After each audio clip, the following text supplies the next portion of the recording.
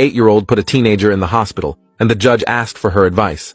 I was reviewing quarterly reports when my phone started buzzing incessantly. 3 missed calls from Riverside Elementary in 2 minutes, followed by a text from Principal Hartwell that made my blood freeze.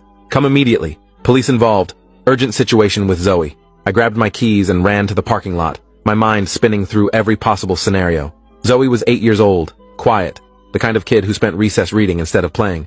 She'd never been in trouble for anything more serious than talking during library time. The drive to school took 15 minutes that felt like hours. When I pulled into the parking lot, I saw 3 police cars and an ambulance, its lights flashing but sirens off. My stomach dropped as I walked through the front entrance, trying to control my breathing and failing completely. The receptionist's expression told me everything before she spoke. That practiced look of professional concern mixed with something that might have been fear or disbelief. She directed me to the principal's office without making eye contact, and I could hear multiple voices arguing down the hallway before I even reached the door. Principal Hartwell stood when I entered, her face pale as she gestured to a chair.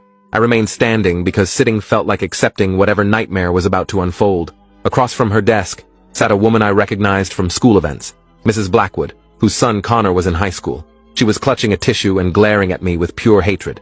Mrs. Blackwood spoke first, her voice shaking with barely contained rage. She informed me that my daughter had viciously attacked her 16-year-old son during lunch recess, causing injuries severe enough to require surgery and potentially permanent nerve damage. She added that Connor was an honor student and star athlete who'd never done anything to provoke such violence from a child. The words hung in the air like accusations, and I felt my knees weaken before I forced myself to stay focused. "Where is Zoe?" I asked, my voice coming out steadier than I felt. Principal Hartwell explained that she was in the counselor's office being evaluated, and that's when Officer Valdez stepped forward from where he'd been standing by the window. He was middle-aged with kind eyes, but his expression was grim as he explained that based on the severity of the injuries and witness statements, he would need to take Zoe to the station for processing. Processing. The word hit me like a physical blow. Fingerprints and photographs and my 8-year-old daughter being treated like a criminal. Mrs. Blackwood started talking again, describing how Connor had been eating lunch peacefully when Zoe had apparently attacked him without warning, striking him with something hard enough to fracture his skull and cause a concussion. She pulled out her phone and showed me a photo of Connor in a hospital bed, his head wrapped in bandages, his face swollen beyond recognition. But something didn't make sense.